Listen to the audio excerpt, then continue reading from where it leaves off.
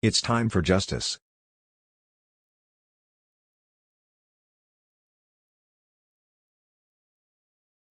On March 25, 2021, an encounter with KCPD turned deadly for 31-year-old Malcolm Johnson. This encounter took place at the BP gas station on the northeast corner of 63rd and Prospect in Kansas City, Missouri. The following is KCPD's account of the events that led to Johnson's death. He's been requested to respond to handle this investigation. Just before 6 p.m. today, officers with the Kansas City Police Department in the impact unit were actively looking for an individual wanted for a stop order referencing an aggravated assault investigation. It was an ongoing investigation. Those officers made positive ID at the BP right behind me, the gas station. Once they positively ID'd the individual, they attempted to make contact and effect an arrest inside of the gas station. A fight, a struggle ensued.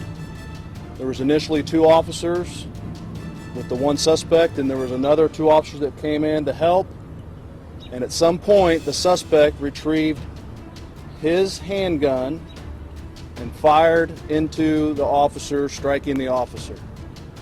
The officer was injured and then later transported up here to the hospital where he is in stable condition at this time. During that shooting, the officer in self-defense returned fire, striking the suspect. That suspect has been pronounced deceased at this time. The following is surveillance footage of the shooting death of Malcolm Johnson. It does not seem to corroborate the details given of the incident by this Missouri State Trooper, or any KCPD spokesperson.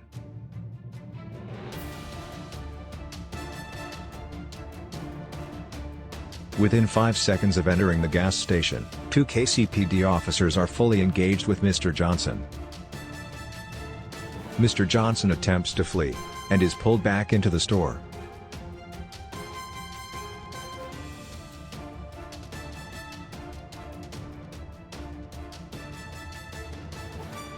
It only takes a few seconds for Mr. Johnson to be forced to the floor.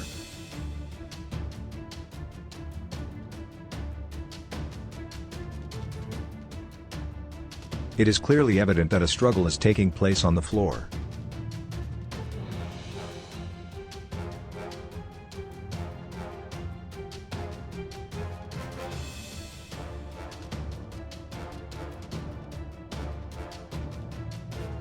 An officer is seen entering the store, and quickly leaving.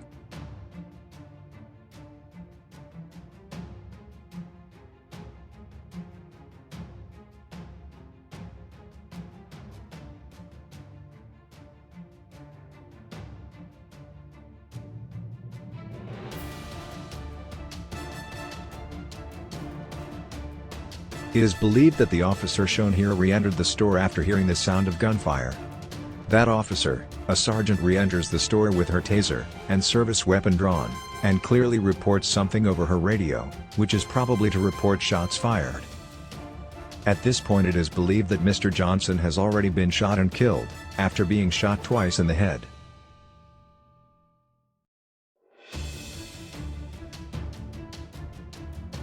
The wounded officer is shown here being led out of the store by all of the other officers.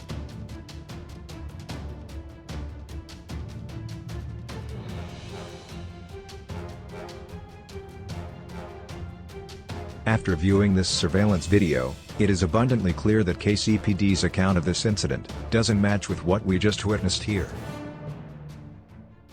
The overwhelming question that anyone has to ask themselves after viewing this footage has to be, how does a person being restrained by at least 3 officers manage to draw a weapon, let alone discharge it?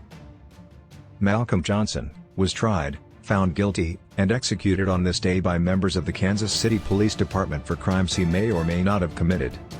Lying to cover up your wrongdoing is also not a policing model that any of us can stand for. KCPD as well as other law enforcement agencies across the country must change their rules of engagement.